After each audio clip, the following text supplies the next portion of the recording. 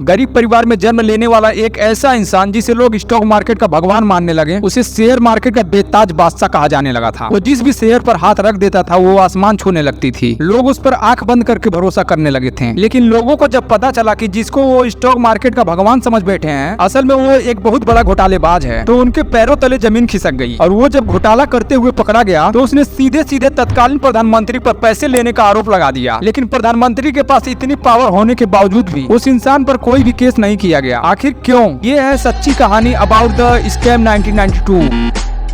कहानी शुरू होती है गुजरात के राजकोट जिले में स्थित पनेली गांव से, जहां पर 29 जुलाई 1954 को मेहता परिवार में एक बच्चा जन्म लेता है जिसका नाम हर्षद रखा जाता है। हर्षद के जन्म के कुछ समय बाद ही उनके पिता शांतिलाल मेहता अपने परिवार के साथ मुंबई चले गए, जहां उन्होंने अपना टेक्सटाइल का छोटा सा बिजनेस शुरू किया। काफी कोशिश करने के बावजूद भी इनका ये बिजनेस नहीं चल पाया, जिसके कारण उनकी फैमिली छत्तीसगढ़ के रायपुर शहर में शिफ्ट हो गई। वहाँ जाकर हर्षद के पिता ने अपना परिवार चलाने के लिए एक छोटा सा बिजनेस शुरू कर लिया और इसी शहर में हर्षद ने अपनी स्कूल की पढ़ाई पूरी की। हर्षद को क्रिकेट का बहुत ज्यादा शौक था, जिसके कारण अपनी पढ़ाई में वो कुछ खास नहीं कर सका। स्कूल की पढ़ाई खत्म होने के बाद हर्षद अपनी कॉलेज की पढ़ाई के लिए एक बार फिर मुंबई चला गया और साल 1976 में उसने लाला लाजपत राय कॉलेज से बीकॉम की डिग्री हासिल की। कॉलेज की पढ़ाई के साथ साथ ही हर्षद ने छोटी छोटी नौकरियां करना शुरू कर दिया था, जिसमें सीमेंट और गिट्टी बेचने के साथ साथ हीरे चुनने का काम भी शामिल था। और 8 साल तक वह इसी प्रकार की नौकरियां करता रहा और इसी बीच उसने द न्यू इंडिया एश्योरेंस नाम की एक कंपनी ज्वाइन कर ली। इसी कंपनी में काम करते हुए हर्षद की दिलचस्पी स्टॉक मार्केट में बढ़ने लगी और साल 1981 में उसने इस नौकरी को छोड़कर हरजीवन दास नेमी दास सिक्योरिटीज नाम की एक ब्रोकरेज फर्म ज्वाइन कर ली। इस ब्रोकरेज फर्म में काम करते हुए उन्होंने प्रसन्न परिजीवन दास को अपना गुरु मान लिया और कई सालों तक उनसे स्टॉक मार्केट के पैंतरे सीखते रहे। स्टॉक मार्केट में दिलचस्पी और बेहद तेज दिमाग होने के कारण हर्षद बहुत जल्द ही स्टॉक मार्केट के सभी बारीकियों को समझ गए और साल 1984 में हर्षद अपने भाई के साथ मिलकर Growmore research and asset management नाम की एक कंपनी शुरू की और साथ ही बॉम्बे स्टॉक एक्सचेंज यानी बीएससी में बतौर ब्रोकर मेंबरशिप ले ली। और यहीं से हर्षद का बेताज बादशाह और भारत का सबसे बड़ा घोटालेबाज बनने का सफर शुरू हुआ। साल 1984 से 1990 तक मात्र 6 सालों में ही हर्षद की कंपनी को स्टॉक मार्केट की सबसे बड़ी कंपनीज के लिस्ट में शामिल की जाने लगी। अपने इस जबरदस्त सफलता के लिए हर्षद उस समय हर अखबार मैगजीन में छाए रहते थे। देश और दुनिया के बड़े बड़े लोग उनसे मिलने के लिए तरसते थे। उनके 1550 स्क्वायर फीट के सी फेसिंग पेंट हाउस और बेहद महंगी लग्जरी गाड़ियों ने उन्हें एक बड़ा सेलिब्रिटी बना दिया था। हर्षद जिस भी शेयर को छू लेते थे उसकी कीमत आसमान छूने लगती थी। एक बार तो हर्षद मेहता एसीसी कंपनी के शेयर वैल्यू को मात्र कुछ ही दिनों में 200 से 9000 तक पहुंचा दिया था। इसी तरह हर्षद मेहता जिस भी कंपनी में पैसा लगाते हैं उसकी शेयर की कीमत ऊंचाइयों पर पहुंच जाती, जिससे उन्हें करोड़ों का मुनाफा होता था। और यही कारण था कि बहुत कम समय में ही हर्षद कामयाबी की उन ऊंचाइयों पर पहुंच गए जहाँ पहुँचने के लिए लोग कल्पना तक नहीं कर पाते हैं। जहाँ एक तरफ लोग हर्षद की इस कामयाबी और स्टॉक मार्केट की अद्भुत ज्ञान को देखकर हैरान थे, तो वहीं दूसरी तरफ लोगों के मन में ये सवाल भी उठने लगा था कि आखिर कोई व्यक्ति हर बार इतना सही कैसे हो सकता है। और लोगों के दिमाग में ये प्रश्न उठना जायज भी था, क्योंकि हर्षद मेहता इसके पीछे एक बहुत बड़ा स्कैम कर रहे थे। असल में हर्षद मेहता इस स्कैम को अंजाम देने के लिए RF यानी रेडी फॉरवर्ड डील का इस्तेमाल किया करते थे। आइए समझते हैं रेडी फॉरवर्ड डील होता क्या है। जब हमारे देश की सरकार किसी प्रोजेक्ट पर काम करती है तो उस प्रोजेक्ट को पूरा करने के लिए जब उन्हें पैसों की कमी होती है तब सरकार सिक्योरिटीज जारी करती है, जिन्हें गवर्नमेंट सिक्योरिटीज कहा जाता है। इन सिक्योरिटीज के बदले सरकार बैंक और इन्वेस्टर से एक तय समय के लिए पैसे लेती है और इन पैसों के बदले सरकार सभी इन्वेस्टर्स को ब्याज देती है। उस समय सभी बैंकों को सरकार की इस सिक्योरिटीज में एक तय किया हुआ अमाउंट जमा करना अनिवार्य होता था। अब ऐसे में अगर किसी बैंक को पैसों की जरूरत पड़ती थी तो वह अपने गवर्नमेंट सिक्योरिटीज किसी दूसरे बैंक में गिरवी रखकर कुछ समय के लिए एक लोन ले लेते थे और फिर कुछ दिनों बाद ब्याज सहित पूरा पैसा लौटाकर अपना सिक्योरिटीज वापस ले लेते थे। इस तरह ये सिक्योरिटीज बैंकों के बीच एक दूसरे से लोन लेने का साधन मानी जाती थी और इसे ही रेडी फॉरवर्ड डील कहा जाता था। इस डील में दोनों बैंकों के बीच कुछ लोग दलाली का काम किया करते थे। इन दलालों का काम सिक्योरिटीज बेचने वाले बैंकों के लिए खरीदार और सिक्योरिटीज खरीदने वाले बैंकों के लिए सेलर ढूंढना होता था और इस काम के बदले दलालों को अच्छा खासा कमीशन मिल जाता था। हर्षद मेहता भी बैंकों के बीच दलाली का ये काम किया करते थे, लेकिन उन्होंने इस बैंकिंग सिस्टम में कुछ खामियां ढूंढ ली थी, जिसका फायदा उठाकर वो गलत तरीकों से पैसा कमाने लगे थे। दरअसल हर्षद जब किसी बैंक की सिक्योरिटीज के बदले किसी दूसरे बैंक से लोन का पैसा लेते थे तो वह उस पैसे को बैंक को देने के बजाय स्टॉक मार्केट में लगा देते थे, जिसके कारण उस कंपनी के शेयर का वैल्यू बहुत तेजी से बढ़ने लगता था। और जब वो बैंक हर्षद से अपनी सिक्योरिटीज का पैसा मांगता था तो वह किसी नए बैंक से पैसा लेकर उस पहले वाले बैंक को पैसा दे देते थे और इसी तरह उनके पास हर समय करोड़ों रुपए घूमते रहते थे, जिसका इस्तेमाल वह स्टॉक मार्केट में हेर फेर करने में किया करते थे। हर्षद मेहता सिर्फ यहीं पर नहीं रुके, बल्कि जब उन्हें स्टॉक मार्केट में और ज्यादा पैसे लगाने की जरूरत पड़ी तो उन्होंने अपने इस घोटाले को और भी एक कदम आगे बढ़ा दिया। अब हर्षद मेहता की जान पहचान बहुत से बैंकों से हो गई थी, जिसका फायदा उठाकर वो 15 दिनों के लिए लोन के तौर पर बैंकों से कर्जा लेता और उसे शेयर मार्केट में लगाता और ठीक 15वें दिन बैंकों को सूद समेत पैसे वापस कर देता था। और ऐसे ही काम करते करते उसने बैंकों का भरोसा जीत लिया। इसके बाद यही काम उसने SBI बैंक के साथ भी किया। बैंकों के अधिकारियों को भी लगा इसमें कोई बुराई नहीं है, वो 15 दिन के लिए पैसा लेता और समय पर ब्याज समेत पूरा पैसा लौटा भी देता, लेकिन कानूनी तौर पर ये इलीगल है। बैंक किसी को भी 15 दिन के लिए लोन नहीं देते हैं, खास तौर पर एक आम इंसान को तो 15 दिन के लिए लोन बिल्कुल भी नहीं मिलता। लेकिन हर्षद अपनी पहचान की बदौलत बैंकों से लोन लेकर जिस कंपनी के शेयर खरीदता था उस शेयर के भाव बढ़ जाते थे। दरअसल भारत में उस समय आर्थिक सुधार का दौर चल रहा था, सरकार अपनी नीतियां बदल रही थी, जिसके चलते कंपनी के शेयर भी आसमान की ऊंचाइयां छू रहे थे और हर्षद मेहता इस बदलाव का जबरदस्त फायदा उठा रहा था। और देखते ही देखते वो सफलता की सीढ़ियां चढ़ने लगा, जिससे उसके पीछे लोगों की लाइन लग गई और आंख बंद करके लोग उस पर भरोसा करने लगे। लेकिन जब एक जर्नलिस्ट के दिमाग में ये बात आई कि आखिर ये शेयर मार्केट में पैसा लगाने के लिए इतना ढेर सारा पैसा लाता कहां से है, तो उसने खोजबीन शुरू की और उसके इन्वेस्टिगेशन के दौरान पता चला कि ये इलीगल तरीकों से बैंकों से 15 दिनों के लिए लोन लेता है, फिर उसे स्टॉक मार्केट में लगाता है और प्रॉफिट बनाकर 15 दिनों के अंदर ही सूद समेत सारा पैसा लौटा देता है। लेकिन ये तो है गैर कानूनी। हर्षद मेहता बेरोक टोक लंबे समय तक इस काम को करता रहा और इस काम के जरिए उसने अथाह धन दौलत इकट्ठा की, यहाँ तक कि वो चुनाव में नेताओं को फाइनेंशियल सपोर्ट भी करने लगा और देखते ही देखते उसका रुतबा रसूख दिनों दिन बढ़ता चला गया। लेकिन कहते हैं ना, उगता हुआ सूरज भी एक दिन में ढल जाता है, तो कुछ ऐसा ही हर्षद मेहता के साथ हुआ। जब शेयर मार्केट में गिरावट शुरू हुई तो जिस शेयर का भाव बढ़ने की गारंटी वो दिया करता था वो औंधे मुंह तेजी से गिरने लगा। शेयर के भाव गिरने से सबसे पहला नुकसान उन बैंकों को हुआ जो हर्षद मेहता पर भरोसा करके उसे लोन दिया करते थे। दरअसल बैंकों को जब बड़ा मुनाफा होने लगा था तो हर्षद को बैंक वाले और बड़े बड़े अमाउंट देने लगे थे और तब उसने SBI बैंक को ही 600 करोड़ का चूना लगा दिया, जो उसने समय पर नहीं लौटाया। इसके बाद बैंकों के अधिकारियों के हाथ पांव फूल गए, क्योंकि उनके पास कस्टमर्स का पैसा केवल 15 दिनों के लिए ही रोटेट किया जा सकता था। अब धीरे धीरे समय ज्यादा होने लगा तो भेद भी खुलने लगा। इसके अलावा एक और जर्नलिस्ट इस मामले में लग गई और उसने इस मामले को इन्वेस्टिगेट करके एक प्रॉपर रिपोर्ट न्यूज़पेपर में छपवा दिया। न्यूज़पेपर को पब्लिक होते ही हंगामा मच गया और इस मामले पर बकायदा एक पार्लियामेंट्री कमेटी बैठी और आगे चलकर ये मामला CBI को ट्रांसफर कर दिया गया और जांच में पता चला कि हर्षद मेहता ने 4000 करोड़ रुपए का स्कैम किया है, जो कि आज के समय में लगभग 50,000 करोड़ रुपए के बराबर माना जाता है। जब तक शेयर मार्केट में फायदा होता रहा, बैंक भी मुनाफा काटती रही, लेकिन जब शेयर मार्केट लुढ़का तो बैंकों का पैसा डूब गया। अब हर्षद मेहता से पैसों के लिए बैंक वाले भी तगादा करने लगे और तब जाकर हर्षद मेहता ने एक प्रेस कॉन्फ्रेंस ऑर्गेनाइज करवाई और उस प्रेस कॉन्फ्रेंस में बताया कि उसने आंध्र प्रदेश चुनाव के दौरान प्रधानमंत्री PV नरसिम्हा राव को पूरे 1 करोड़ रुपए दिए हैं। उस समय देश में कांग्रेस की सरकार थी। कांग्रेस ने इस बात का विरोध किया और हर्षद मेहता के आरोप का खंडन भी किया। लेकिन मजे की बात यह है कि यदि आरोप झूठा था तो कांग्रेस या प्रधानमंत्री ने इस व्यक्ति पर किसी तरह का कोई केस क्यों नहीं किया और न ही इस मामले पर आगे कोई कार्रवाई हुई। हालांकि इस बात का कोई भी सबूत नहीं मिला था कि प्रधानमंत्री PV नरसिम्हा राव ने हर्षद मेहता से पैसे लिए हैं। फिर ये बात भी सामने आई कि हजारों लोगों के पैसे शेयर मार्केट में हर्षद मेहता की वजह से डूब गए, क्योंकि जिन शेयर में हर्षद मेहता ने पैसे लगाए थे उसकी देखा देखी वो लोग भी उसी शेयर में पैसा लगाया करते थे। शुरू में तो उन्होंने काफी मुनाफा कमाया, लेकिन जब घाटा हुआ तो सभी के पैरों तले जमीन खिसक गई। बताया जाता है कि बहुत से लोगों ने इस नुकसान के कारण सुसाइड भी किया था, जिसमें विजया बैंक के चेयरमैन भी शामिल थे। हालांकि हर्षद मेहता को गिरफ्तार करने के बाद उन पर बहुत से अलग अलग मुकदमे चलाए गए, लेकिन उनकी मौत होने तक उन्हें सिर्फ एक ही केस में दोषी पाया गया, जिसके लिए उन्हें 5 साल की सजा सुनाई गई। हर्षद को महाराष्ट्र के थाने जेल में कैद किया गया, जहां 31 दिसंबर साल 2001 की रात को हर्षद के सीने में अचानक दर्द होने के कारण मात्र 47 साल की उम्र में उसकी मृत्यु हो गई। आज हर्षद मेहता द्वारा किए गए इस स्कैम को लगभग 40 साल बीत चुके हैं, लेकिन आज भी ये भारतीय स्टॉक मार्केट का सबसे बड़ा स्कैम माना जाता है। तो दोस्तों, उम्मीद है कि आपको इस वीडियो से कुछ इन्फॉर्मेशन मिला होगा। अगर इसी तरह किसी और टॉपिक पर डिटेल वीडियो देखना चाहते हैं तो हमें कमेंट बॉक्स में जरूर बताइएगा, ताकि हम उस पर अच्छे से काम कर सकें।